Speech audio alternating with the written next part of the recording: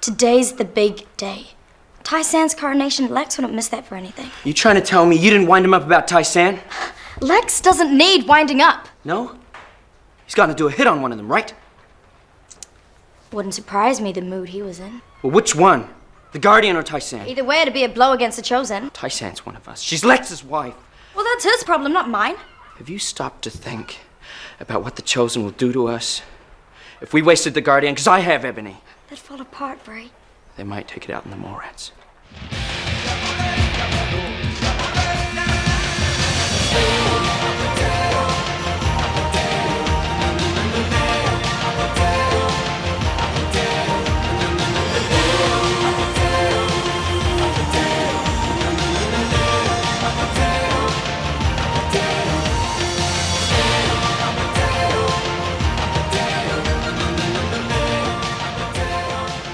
Welcome to Series 3, Episode 27 of Conversations on Eagle Mountain, a podcast about the tribe. I'm your host, Lance, and joining the podcast panel today is Liz. Hello. Sabine. Hi. And Colin. Hello. With episode notes done by Matt and myself. So Series 3, Episode 27, the screenplay was done by Anthony Reed. It was directed by Andrew Merrifield. And the episode synopsis were read out by Colin. Tai-San is troubled by a prophetic dream as Bray races to stop Lex from taking out the Guardian, while the Mallrats are faced with an impossible choice. I just wanted to say I missed you, Carlin. Mm-hmm. And I want to just say that, listeners, Liz just woke up. We were supposed to start an hour earlier. And again, she's holding us up. This is actually not an episode. This is an intervention for Liz. And you believe this dream was a portent? It might be. It is possible, Guardian. Don't you think so? A warning. Please, call off the ceremony. We could hold it in private, not out in the open. Think about what it would mean to the movement if we were to lose you. So, panel, I've got a lot to dive in here. So yeah, let's take that one at a time. What do you make of Tai-San first questioning the validity of her dreams, knowing that what we've seen in the past? I wonder if she's having a moment of wishful thinking that this couldn't be true. Her husband would never do that, even though she fully well knows he absolutely would. But yeah, I wonder if she's not the tiniest bit torn about whether or not she should discuss this with the Guardian, but her wondering if this is something that is going to happen is definitely odd, to say the least. She needs to just let it happen, honestly. Like, her dreams don't come out the way that she always thinks it does. And I mean, even if she can, this is the weird thing. Tai-San is kind of like showing that she's like a mutant and she can like see into the future with all these visions and whatnot. And because she doesn't know how to gauge them or control them, it pretty much makes it worse than it already is. Like, it's not a bad thing if the Guardian gets assassinated. It's not a nightmare. It's actually like such an amazing dream. I don't really like any of this, to be honest. I don't like how Tai-San's visions, her premonitions have been turned into such a... They were never this clear, okay? They were never this obvious. There was always a question of what she was actually seeing and what it meant. Mm-hmm. She would get images and impressions of feelings without a lot of context, So, for example, when she dreamed of Eagle Mountain, she didn't get a context of what it was, just a mountain and an eagle. She didn't, there wasn't a picture of the observatory up there. There wasn't, the answer to infection is here, it was very vague. And it was the sort of thing where it was just kind of like anybody could dream that and not know I'm supposed to go there, and that's what made them interesting. It's what made them ambiguous. It's what made it take faith to follow that. And if Jack hadn't also found the coordinates to Eagle Mountain, the kids would have never gone there without, you know what I mean? Like, you wouldn't have gone to Eagle Mountain based solely on that dream. And then season 2, when she says, she's feeling messed up because she's been seeing death in her dreams. Again, super vague. But when you think about all the messed up stuff that happens in season 2 after her dream, it makes sense that that's what she dreamt. This warning, there is a lot of messed up stuff happening in season 2, and death threats on the horizon, and then of course the Chosen take over. So it's like in later context, the dream will make sense, but it doesn't when she has it. So like, I don't understand how she could have a dream this clear, this obvious of her husband shooting the Guardian and be like, is that true? I just don't like it. It's just too on the nose, and it feels too convenient that this is exactly what she dreams of. I wish if her dream had been a little bit more vague of what, so that she has no context of what's about to happen, but it's like, after the fact, we'd be able to put the pieces together. I think that would be much more creative and more in line with her dreams. And it would make more sense that she might be questioning what the frick the dream even really means. I really don't like this lazy use of her sixth sense at all. Yeah, it is crazy how crystal clear this dream is. Like you said, compared to all the other ones that she's had. I mean, the only other dreams he's had that was even slightly clear was when Ebony was taken, when Ebony was a prisoner. But at least then she just had that sense that Ebony was afraid, she was scared. And somewhere dark. That's all she had to go off of. It was ambiguous, but this was like play by play. Everything that was going to happen. Down to the wording. Right? Yeah. And then she's like, I wonder if it's real. Like, are you serious, Tai-San? Come on. I didn't like this at all. I can see her wanting it not to be real, but come on. Yeah, that's one thing. She was like not wanting it to be real, but to suddenly question her dreams when we've known how powerful they've been, it just doesn't seem right. Like, why now would you suddenly go, oh, is this even real? And ask in pride, like, they're real. You know they have meaning for you. Like, They've never turned out to be wrong. No, never. They've you know what I mean? It's like they've always been correct. But again, it took a leap of faith to follow them because she didn't always have context for them, And so that's what made them interesting. That's what makes you kind of, when she first tells you about them, you look at her like, well, what am I supposed to do with that? You know what I mean? Like, I don't know. And that's what, but this is like, she got it in stereo. What the frick is going to happen? And I think Sabine is correct. It has to be a sort of denial, not wanting to believe that, because there's no reason she shouldn't believe this is clearly going to happen. Yeah. I'm still a little confused on why she's worried about it. Like, that seems like good news. If you had a dream, which most of your dreams are true, that the Guardian's going to die. Yeah, but she values life. She doesn't want him to die. She wants to basically save him from himself. Yeah. That's bull. I just find it frustrating that she is so upset by it when I think of how many other things that have happened that she's been so cool with. Like, I get that she's about to trauma bond with Jaffa. I get that. I understand that Tai-San values life. I understand that she's flipped the script so much by being loved by other people that she's going to take it overboard and showing her love.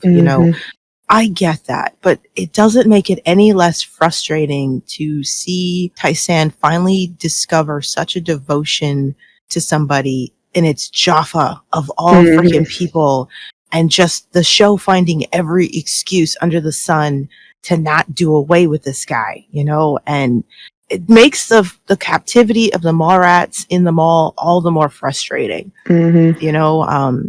I just don't like this plot line very much, and I hate the fact that she's like, I have to protect him, and this is a big deal. I don't.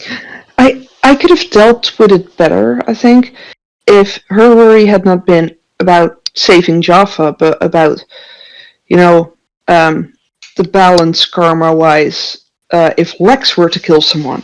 Yes, that could have been an interesting point. Had she been worried about Lex in that matter, with what it would mean if he would kill something, that I could have gone behind. But just to circle back to the dreams itself, like like, do you like that the structure of this dream was used, rather than Tai-San knowing her husband, like versus that? Like, what do you think would have been a stronger like scene to have used?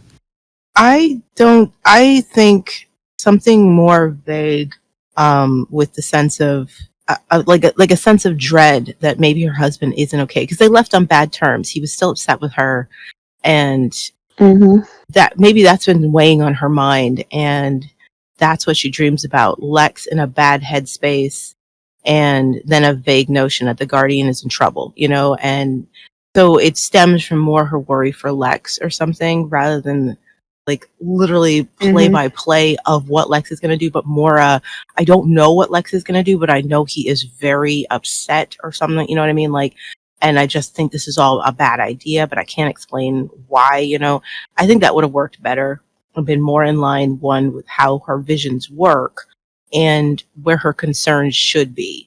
So yeah, I really hate the vision itself, and that her main concern is, oh no, the Guardian's going to be killed. As for her way of telling him, honestly, I think she would have been better off to just go and lie and tell the Guardian that, yeah, Zoot appeared to me, and he warned me that we should not do this in public. That might have, been able to get her wish of not doing it publicly. Agreed, 100%.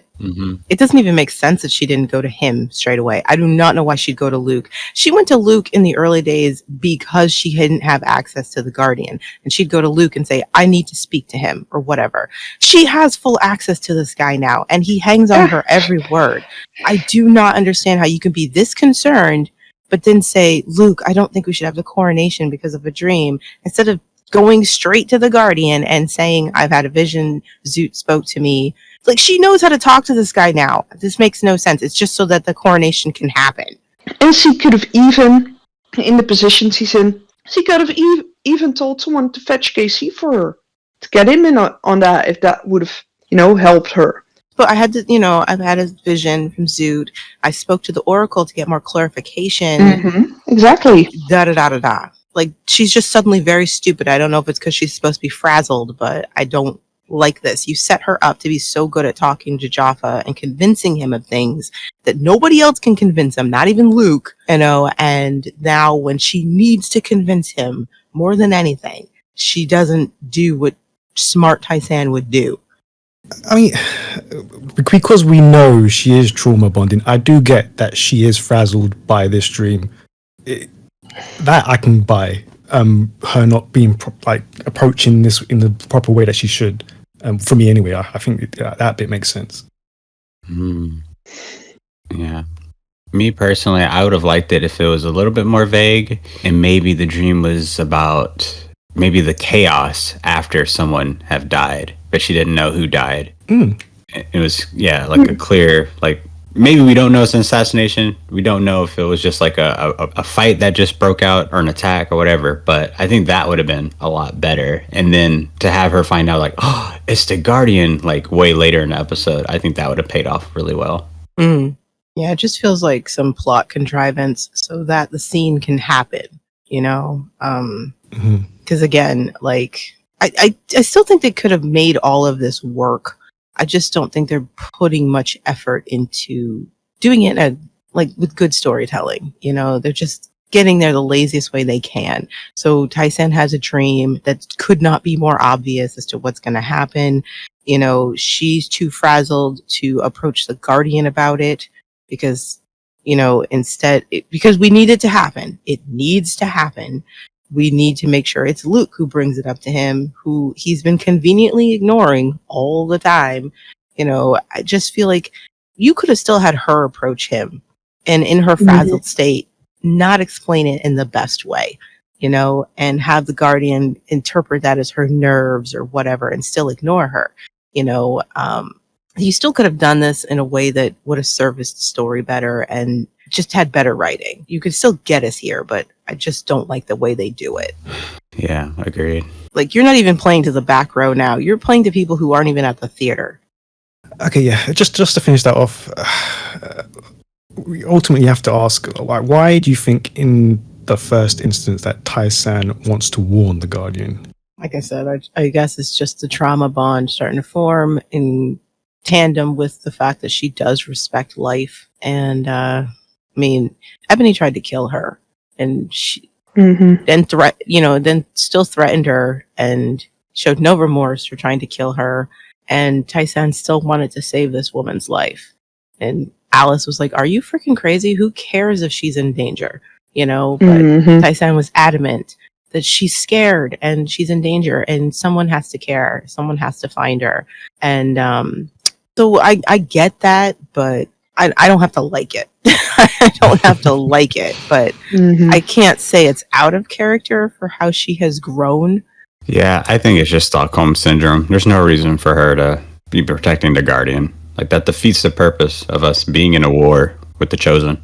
What I would have liked to see a little conflict for her and wanting to warn him. Like, I think that would have been intriguing, that her natural inclination would be to want to save a life, but then to actually question if this is true, should she stop it from happening?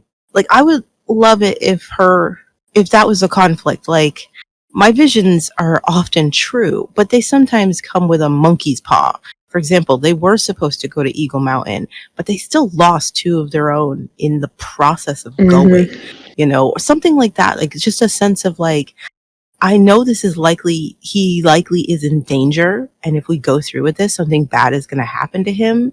And I don't want anything bad like that to happen to him. But should I let it happen? Yeah, think of the amount of lives he would save. Yeah, that would be very interesting to see her have that kind of moral quandary. Is this a life she should try to save? Yeah, and how many other lives would be saved if he were to die? Right, something like that before she comes to her decision that no, I can't let this happen, because it'd be the first time she'd be going against one of her visions. That would be an interesting conflict for her to have. Like, if they hadn't saved Ebony, you know what I mean? Like, what might have happened if she hadn't followed that vision to save Ebony? How might things have played out if Ebony had died in that dumpster? If they hadn't gone to Eagle Mountain, they wouldn't have found the antidote, but Amber and Zandra might still be alive. Who knows? You know what I mean? It just, that would be an interesting thing for her to be in conflict over. Wow. Should I follow this? What might happen? You're right. Wow. You know what? You're absolutely right. Now I think Tai-San's dreams are useless because she didn't need to do any of that stuff. They all led to something that, it's like, oh, this is true. But it's like, should we have folled them? The answer's no. Every time. Now, oh, wow. Yeah, now I just think about it. Oh, she's useless.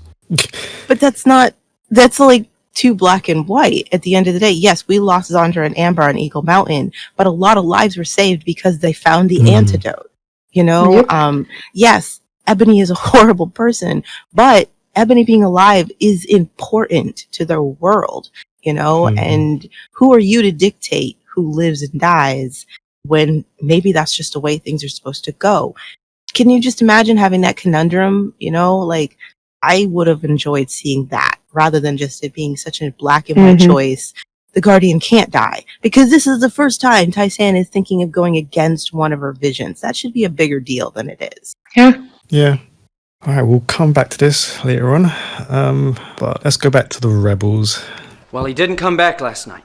But you didn't really expect him to, did you? I'd hoped once he'd had time to cool down. Bray, this is Lex we're talking about, remember? Yeah. He's only got room in his head for one idea at a time. Who put that there? So yeah, let's talk about that discussion between them. That's so funny. It seems like there's just a lack of communication on what Bray and the rest of the Mallrats think what's really happening in the mall to the other Mallrats. They probably think they're being slaves. They're treated like trash. But that's not the case at all. I like this conversation.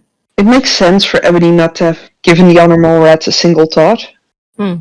And this is the moment where Bray points it out, and I can't help but wonder if she suddenly realizes, oh wait, the Mallrats, that means Alice as well.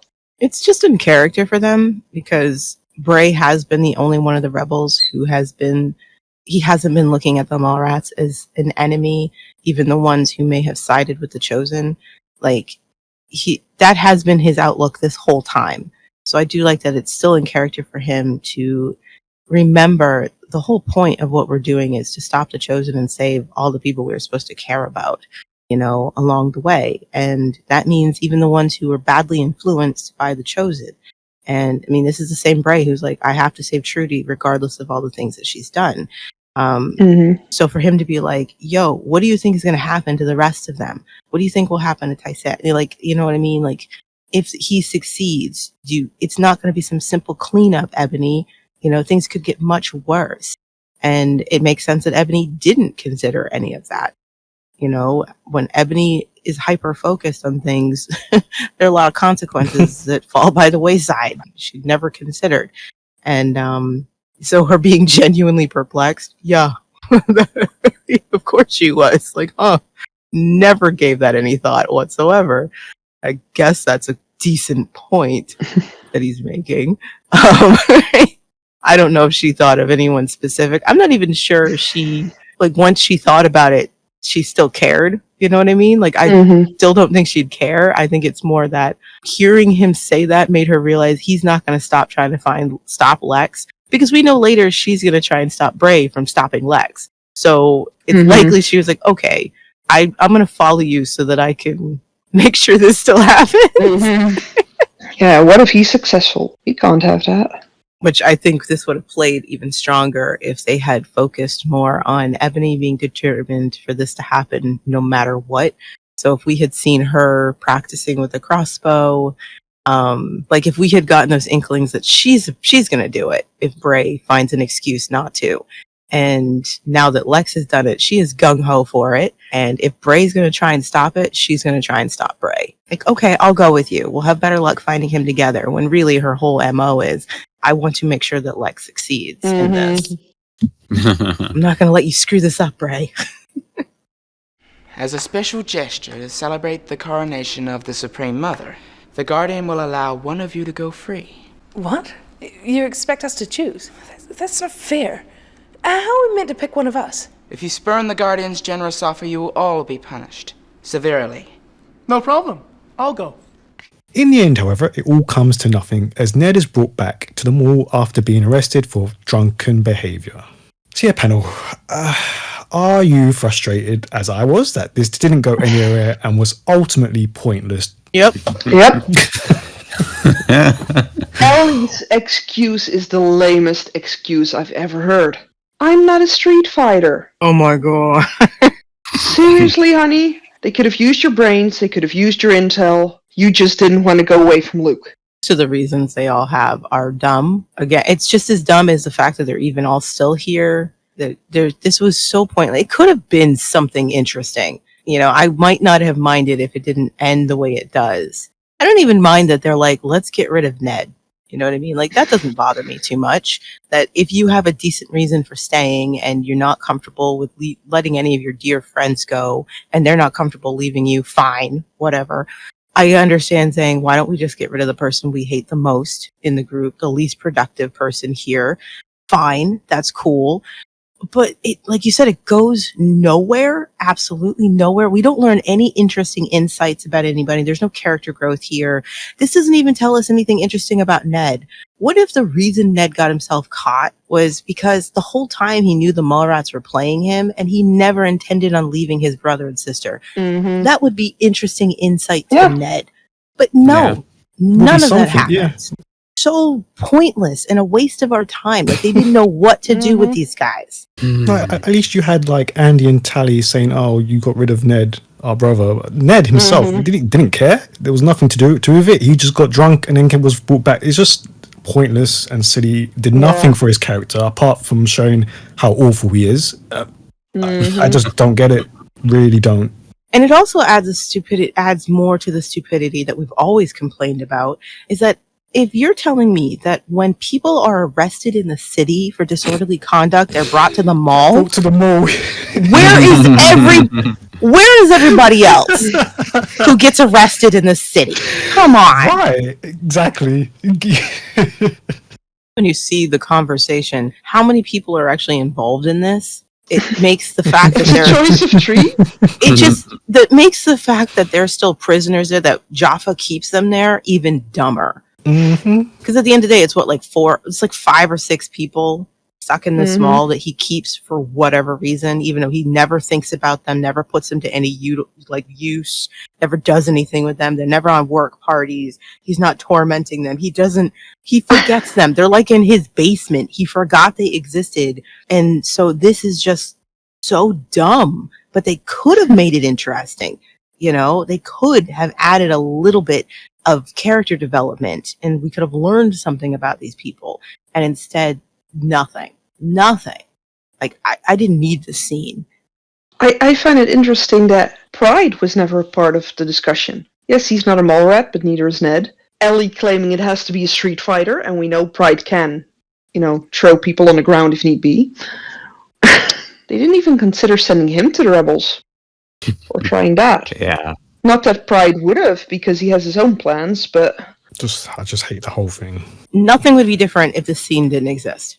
Nothing. Like, if you cut all of this, nothing would change. Nothing would matter. It would be, this is like an episode that if you missed, it would affect nothing in your scheme of the enjoyment of the show or understanding the plot. This is so unnecessary. This is more egregious than all of the stupid KC scams that go nowhere and don't mean anything. This is more egregious than that because those are just busy work. This is like something you could have done something with it. And why? It doesn't even make sense. The choice, like granting amnesty to one of them, and like where did that even come from? Like from sowing discord amongst them. It's so dumb. Or you all will be punished. By what? What are you going to do? Like, no. Damn it, he hasn't done anything. It's like, wow. Lick his boots. Give me a break. Yeah, completely pointless. I hate it. The only thing this scene does for me is point out that Ellie does not want to leave that mall. None of them do. I told you. They like this life. For whatever reason, yeah. Casey goes, I've got a good thing going. Alice is like, I'm not gonna leave my sister behind with these idiots. And Ellie's excuse is, I'm not a street fighter. You just said you're useless, Ellie. What happened to the leaflets? What happened to the and she instantly says it's got to be you, sis. So she wanted Alice out of the way. Oh no! No more judgment from Big Sister. I can't even blame these characters for their dumb reasons for wanting to stay because the entire thing is an practice in stupidity. Like it's not their fault that the writers could not think of anything better to do with them in this episode, or give them better reasons, or give them a better discussion, or do anything with them. Like utilize this. That's not their fault. So I'm just like whatever. The only thing this scene told me is that even the writers are like, why are the Mallrats here? We don't know. So, like, that's what the scene told me, that they do not have an overall idea of why the Mallrats are actually here and what that means to the story. They are a plot device, them being stuck here, and they're just stuck in this trap of not knowing what to do with them. And just being like, oh, well, we can't actually ever let them escape. We can't have them have any real desire to escape, or else they'd escape. They'd be doing things to get out of this place. And that's what it tells me, that even the writers know that this is dumb, that there are like 4 Mallrats left. And not even. It was literally a conversation between Alice, Ellie, and KC. Which of those 3 should go? And because I think I recall them telling like Ned, Tally, and Andy, you're not one of us. You're not even a part of this vote. You know what I mean? Yeah, Alice Riley says that. So it's literally a question of which 3 Mallrats get to leave. Like, this is so dumb. This is so stupid. Yeah, just absolutely dumb. This scene makes me want to do a top 5 most useless side plots in all of the tribe, and I think this would probably be number 1. I mean, it goes beyond even useless because it just makes you hate Ned even more. And the show has done that enough already. But maybe that was the use of the scene. Right. Once again, telling us how much more do we need to hate Ned? Right. Like, you've hammered it home. Yes, he's obnoxious. Yes, he's horrible. But it's enough is enough. Like, come on, this is ridiculous. No, I think someone thought this was funny. Like, they thought this was funny. And it's tonally like out of place within this episode Mm. with everything that's the dark overtone of Tai-San's vision and what Lex is about to do, especially when he accidentally killed Zoot. And he was never really the same in his thoughts of killing people after that. That did affect him, taking the life of another kid. And so the fact that he's been driven to the point where he's like, I'm going to kill someone actively, I'm going to murder somebody, that's a dark overtone. That's like massive for the characters. That's a huge shift. What happens if Lex goes to this place? When Lex even confessed that he doesn't feel he has the right to take the life of another person, and he's about to do that. That's huge. And somebody thought it would be funny to have this dumb plot point in the background. They thought this was humorous, that the Mallrats hate Ned so much that they would take the chance of freedom just to get rid of him. And guess what? He's such an idiot. He comes back. Ha ha ha. And again, you could have actually used this to give Ned a little depth. Like, easily. Maybe the rest of the characters don't know what his objective was, but we find out, like maybe he's talking to Tally and Andy. And we find out, I was never going to leave you guys. I was just playing those suckers. I know they don't like me. I know that they wouldn't let me go when I wanted to go. And then they tricked me into leaving. Did you really think I was going to leave you guys? Like that would have been an interesting look at Ned. He's a troll, but he cares about his brother and sister. He would never abandon them. And he's smarter than most people give him credit for. They could have used it in that way. And then we would have been like, oh, I still don't like this guy, but that was kind of clever. You know what I mean? But they don't. They don't. No. Because then you could actually believe that Ned went out of his way deliberately to be snatched up again by the Chosen he knew would take him back to the mall. You know what I mean? Rather than just, oh, I just got drunk and they happened to capture me and bring me back here. Like. Also, how does a slave who's leaving that mall with nothing really instantly able to get drunk and get free access to alcohol? And that much that he's drunk on his face. With a tiara. I know, he looked like he went to a New Year's Eve party.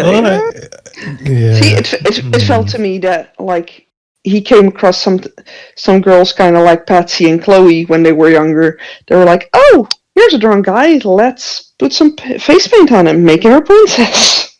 I would love it if Ned, like I said, was trolling the rest of the Mallrats because, they don't like him. And even though it's his own fault they don't like him, this is how he reacts when people don't like him, and decides to troll them. Knew all along they were tricking him into getting rid, because he seemed aware of that, and then decided, you know what, I'm going to have fun with this. I'm definitely not going to leave my brother and sister there, but I'm going to enjoy my freedom for a little bit and then make sure I get back here. Like, that would at least give Ned some personality when he really needs some personality.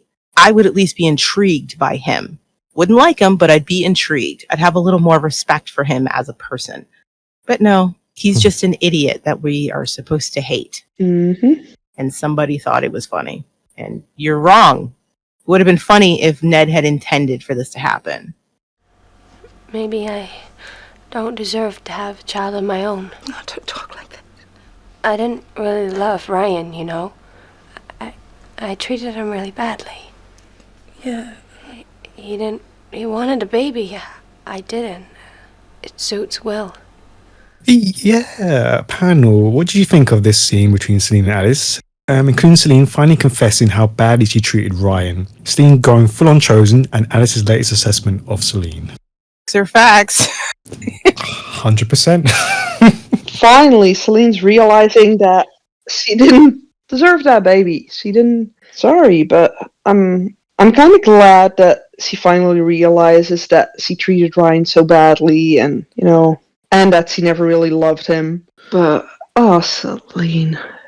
It's a nice look at the way religion can both help people gain self-awareness of themselves, but at the same time, it can be just as blinding and dangerous. Like, I'm sure you guys may have either witnessed it, known somebody, or just you picked it up by cultural osmosis.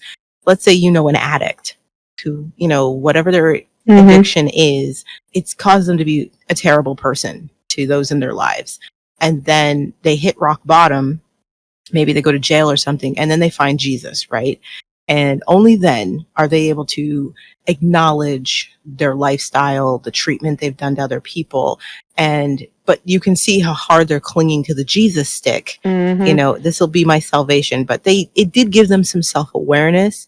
I feel like that's where Salene has gone, where, you know, she's, this new religious cling that she's got has made her open her eyes to some stuff. And that's good. That's a good thing. But at the same time, it can be dangerous because there's no real understanding of why she treated Ryan so terribly. You know, like she hasn't assessed herself enough to understand why she did what she did. She just knows what she did, which is the first step, but there's nothing to prevent her from doing it again. And her religion has just given her this first step. And it's like, that's great. But, I think you're using the religion as a crutch so that you don't have to do any more self-examining or do any growth or change. What happens when the religion is taken from you? Like, then what happens, you know? So I do like that. And yeah, there's really nothing else there. Yeah. I mean, no, I was just going to say, like, has she actually really realized that she treated Ryan badly, or was it just because she lost a baby? I think it's what makes sense to her. Like, okay, in her state of mind, it's just a cause and effect for her, but she hasn't actually realized, oh, I've treated Ryan badly because I've treated him badly. It's because, oh, I've lost something, so that's why I've treated Ryan badly. Do you know what I mean? It's not like she wanted to know why Zoot was punishing her. Yeah, it's not that, I've actually treated him bad. This is what she came up with as to why she needed to be punished by Zoot. And that's as far as it'll go. It's just that simple. I did something bad. Like, that's what she said. I must have been really bad for Zoot to punish me this way.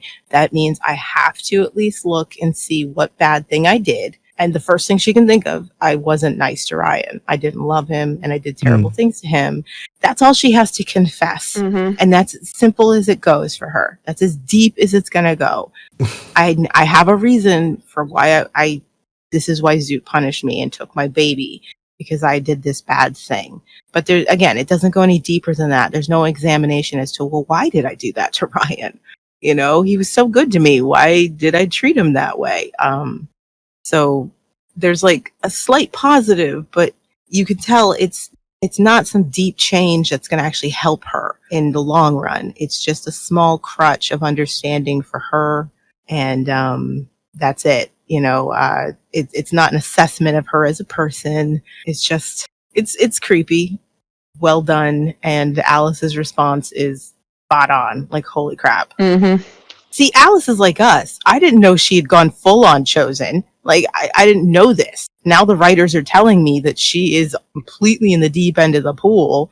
And the rest of us are like, yeah, we didn't know either, Alice. I like the analogy, though. Yeah. Yeah, she's replaced Bray with Zoot. Very much. That's all she ever does. She replaces one.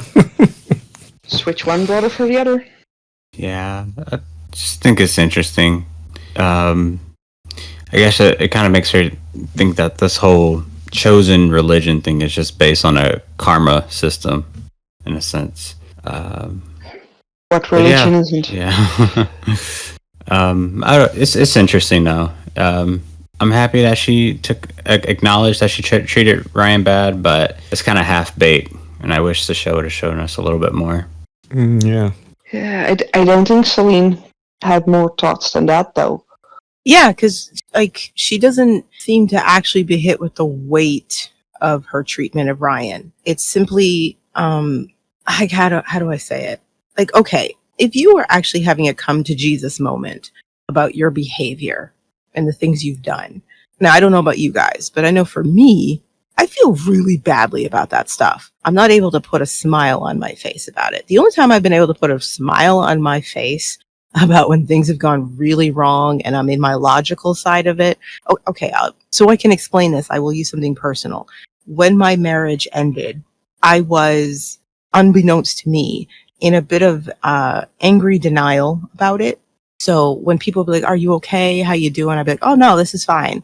Nah, our marriage ended a long time ago. It's not that big of a deal. It's good for both of us." All that stuff. I hadn't really started to go through my feelings about what that meant. That 16 years of my life had been a waste of time. You know what I mean? Like I hadn't gone there yet. So in the beginning, I wasn't feeling my feelings. I was just like, no, don't feel sorry for me. Divorce is a good thing. When two unhappy people divorce, that's good for both of them. You don't have to feel sorry about me. I'm not upset. I'm fine. That's what Salene reminds me of, with the way she's able to be like, "No, Alice, it's okay. You were just an instrument of Zoot's will. You know, this happened because I was terrible to Ryan." But that isn't someone who's really feeling it, who's really in the dredges of realizing what has happened. It was only after, when the feelings started to hit me, that I started to mourn my marriage and start to feel all of the emotions that come with something like that ending, and being like, you know, in between being sad, angry, grateful, just maelstrom of emotions. And so for me, I don't feel like Salene has actually gotten into the muck of realizing the way she treated Ryan, or, you know, how messed up all that was. She's just in the beginning stage of, no, it's okay. It's fine. It's what needed to happen, and da. And I'm like, but I do think that works because she does go into a maelstrom of emotions later. So I just feel like she's at the cusp of just starting to acknowledge what's happened, and is making sense of it the best she can. The emotions are going to definitely come later and rip her apart. All right, so that brings us to our final thoughts of the episode. You hold it right there. We gotta stop him. What, you want to get to Lex? You gotta get through me first. You lied to me. You never intended on stopping him. Oh, Bray, you're too soft. But this is my play.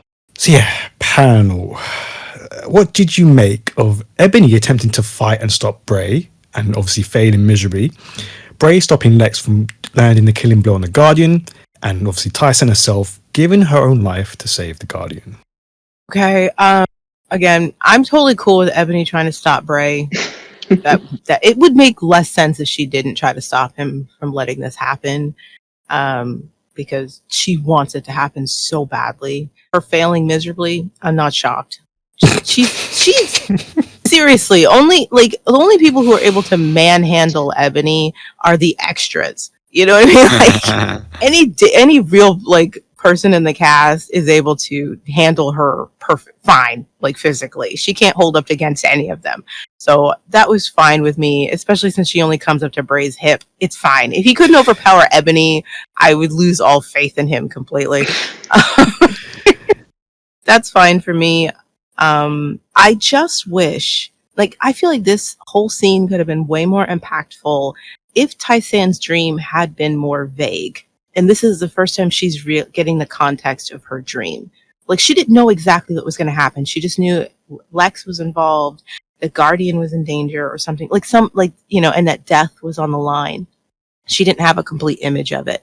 So only in this moment when they're out there and she's trying to make sense of what's actually happening and what she dreamt of, then seeing her husband with a crossbow and being able to put it together that quickly and then having to make a split-second decision. Like, if you, the audience, had only seen vague images of her dream and heard that death was there, right? And then for Tai-San to throw herself in front of the Guardian, I feel like that would have been much more impactful. Because then you'd have to ask yourself, was Tai-San's death the death she saw in her vision? Is that the death that was always meant to happen? And I just think that would have worked better instead of us already knowing exactly what's supposed to happen. Her dream said the Guardian is supposed to die, and instead she throws her, so that could have been done better. And I do like how Lex's aim is messed up because Bray is trying to stop him. That was fine. And then the look on Lex's face when he realizes that he hit his wife. Yep. So it's not bad. It's not terribly executed, but it's fine. When I first saw it, I was a little bit happy because I'm like, all right, the Guardian gets to die. But then I see that Tai-San threw herself in front of him. I was like, oh, this might be even better. Now the most annoying character is gonna die. I mean, okay, I'm gonna pose you a question that I saw in the under the YouTube comments. Do you think that Tai-San, in her own way, was trying to stop Lex from taking a life by Kind sacrificing of. Yes. her life? How does that make sense? kind of like trying to stop him from doing the killing blows, like because she holds life so sacred. Like, do you think like she was trying to like not kill herself, but just she wanted to stop Lex from crossing that line, from going through that boundary, from purposely murdering a person? He already killed someone before by accident. Yeah, by accident. But she had to realign his. This will be like She had to realign his chakras after that. I could totally buy her wanting to stop her husband from doing something like that, and severing his soul or whatever. But I don't know how that helps if you throw yourself into the line of fire so that you're the one who gets killed instead. Now, I don't think that she was aiming to be killed, but it's like, if you believe, but it's like, logically, if you believe that this one shot will kill the Guardian, I don't know how you blocking it could be any better. You will simply take the killing blow. Again, I'm not going to give her too much flack. This is a split-second decision. So I don't know how her thinking, I'm saving my husband by taking the blow. I don't think she ever thought about her own safety, to be honest. Nah, she just did not. Yeah. She definitely did not, yeah. It's just whether it was to actually save the Guardian or part to save Lex's soul, kind of. I think she wanted to save them both. Both? Yeah. She definitely wanted to save her husband from doing something she, one, knew he'd eventually regret. 2, she just didn't think it'd be good for his karmic soul. 3, she doesn't believe in taking life anyway. And in the split second of having to make a decision, she just threw herself in the way to stop it from happening without really thinking. She didn't have time to think what would happen next, which would it work better if her dream had not been so clear. Yeah. If this is the first time she's seeing all the pieces and able to put together a coherent contextual image of what her dream was actually about, then it would make more sense that she doesn't have time to think. She just acts on instinct, but if your dream was that your husband is going to hit the Guardian with a crossbow, you have plenty of time to think about how you prevent that, Like, I'll just do this. This is exactly like my dream. I know exactly what my husband's going to do. All I got to do is jump on Jaffa and make him duck, or whatever. But if this is the first time you're actually seeing it, it makes way more sense that you would just throw yourself in the way because you don't have time to think of a plan, I think she was trying to save both of them, and she doesn't have time to think of anything more coherent or useful. Yeah, no, definitely an argument could be put for that. Yeah, it's goofy. It's a bit goofy. Like, I don't, just let it happen, please. Don't mind too much the plot point of, finally we're going to kill the Guardian and this is what stops it from happening. That doesn't bother me too much. Like, as a complication goes, this doesn't actually bother me all that much. It's just some of the stuff leading up to it that bugs me.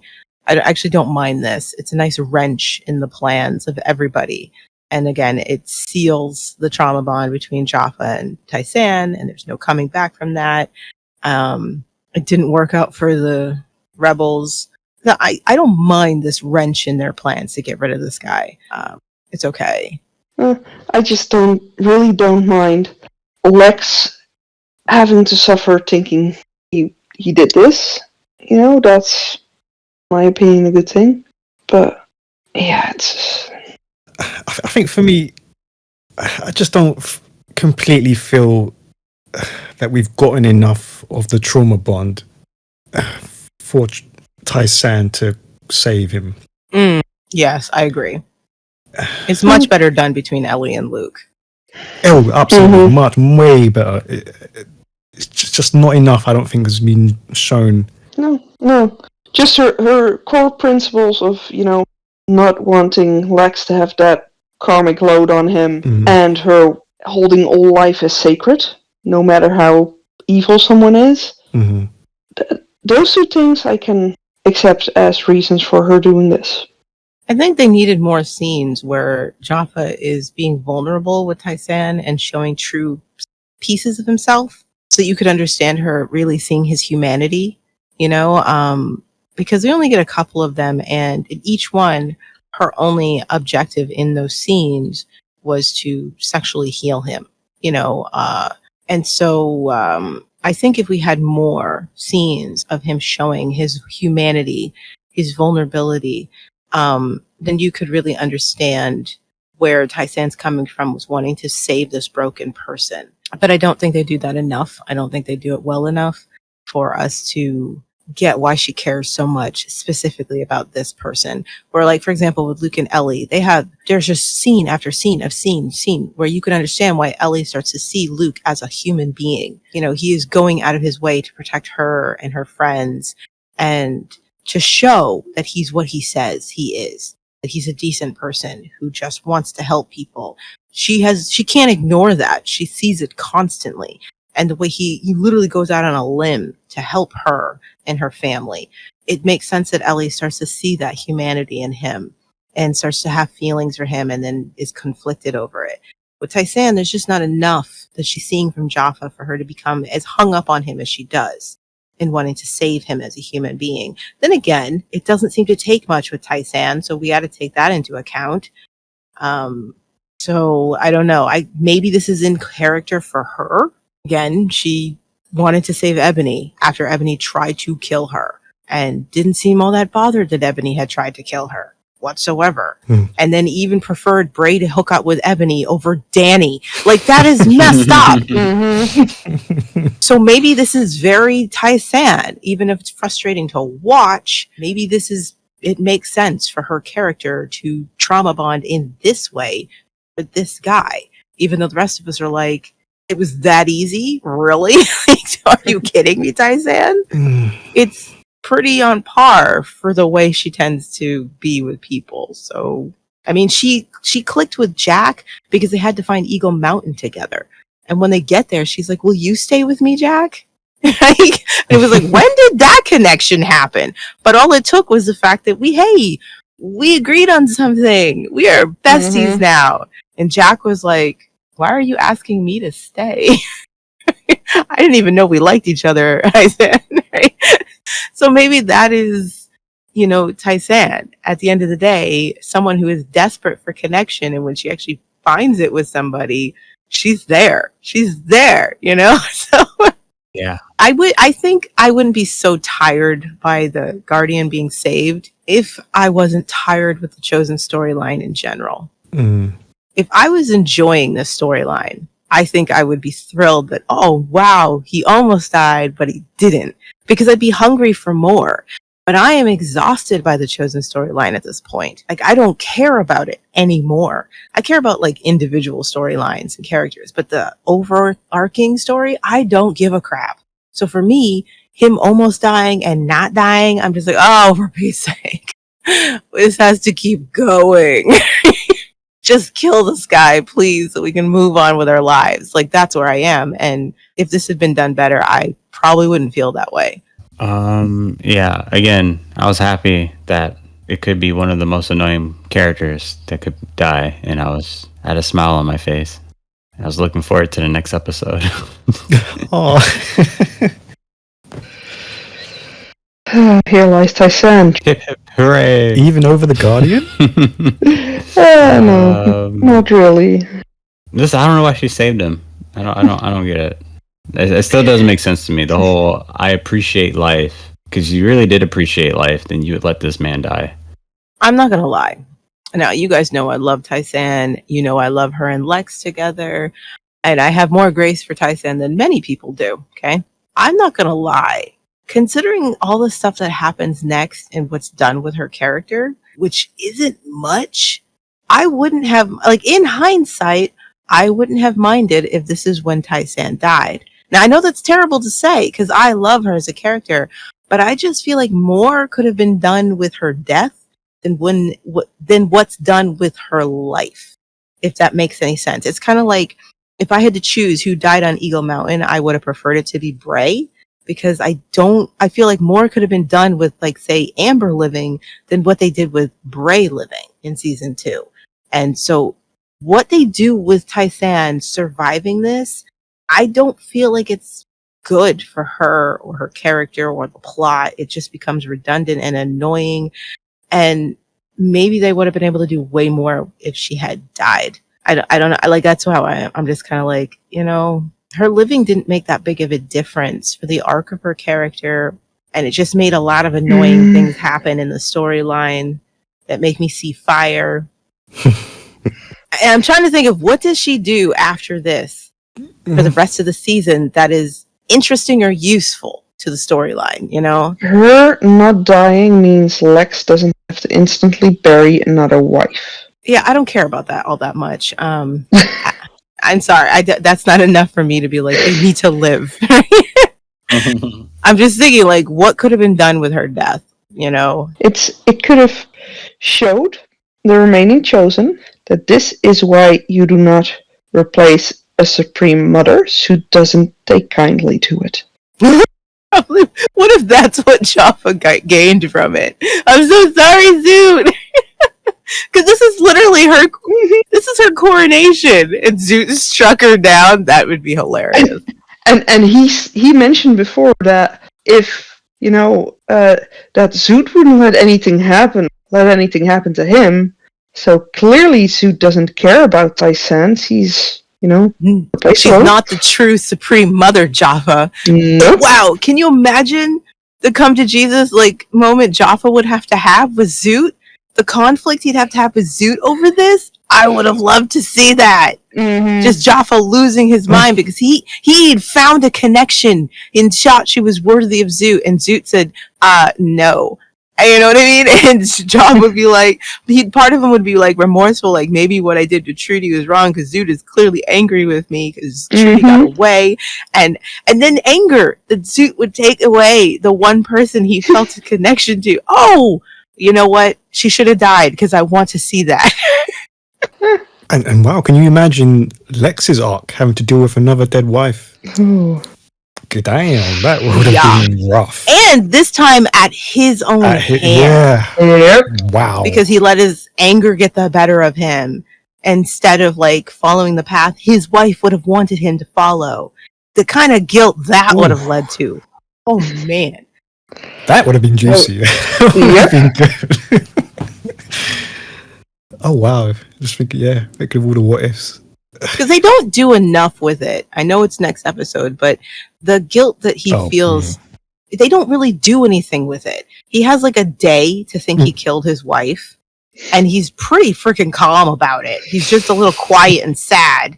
There's no real reflection that you just killed your wife, and they do nothing with it. So nothing comes of him thinking he killed Tai-San. But if they'd had the rest of the season to play with that, that would have made Lex's character more interesting for the rest of the season. Then again, they might have botched it because the writing has not been great this season. So I'm just saying, as a writer, this is a dream scenario. Even just put her in a coma for a while. You know what I mean? Just anything. Just have people think she is gone. She wakes up an hour later and she is fine. If you're gonna have this, have some dire consequences from it.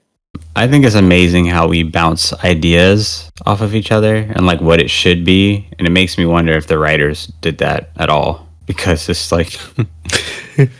it just could have been so much better. It does feel like a lot of the stuff is first draft and there's no refinement of it. Yeah. I mean, I'm sure there were plenty of I can say that definitely for earlier seasons. You can see there were a lot of ideas on the table, and you kind of understand how they got to where the one they landed on, and you can even argue why they had to land on that. I don't feel that in season 3 most of the time. I don't feel like there were a lot of ideas thrown around at all. It really was just the first draft. That was it. At least in season 4, as much as I hate it, I feel there were a lot of ideas thrown around. And it just turned into a candy table at Halloween. It's just chaos. They didn't care if the ideas were cohesive. But they had a lot of ideas. They had ideas at least. They had ideas. I'll give them that. They had a ton of ideas. I'm actually dreading the last half of this season. I am too. It's supposed to feel like a completely different season, and it's not cohesive with what the first half was, and it feels like the pacing is all wrong, and it's a cluster. It's just a cluster of crap happening, and I'm not looking forward to it. I mean, I'll be happy that the Chosen are finally gone. I'm really just done with the Chosen, but the mess that's the tail end of season 3, it's got such a big ass. When I think of like the second third and how little happens in the second third, and then that last third, it's just like, did you put everything in here? You didn't think you could have paced this out over the season better? This is insanity. The end of season 3 could have been its own season with the stuff they tackled, to be honest. This is where I feel like Carlin had mentioned once, the curse of 52 episodes. The tail end of season 3 feels like, yes, you can see the curse of what 52 episodes mandatory in your show does. Yeah. It's too bad. All right, and on that note, that brings series 3, episode 27 to a close. Thank you very much to the panel. And if you'd like to take part in a future episode of the podcast, please do send us a message on Facebook, on website, or on Instagram, thetribe.co.uk.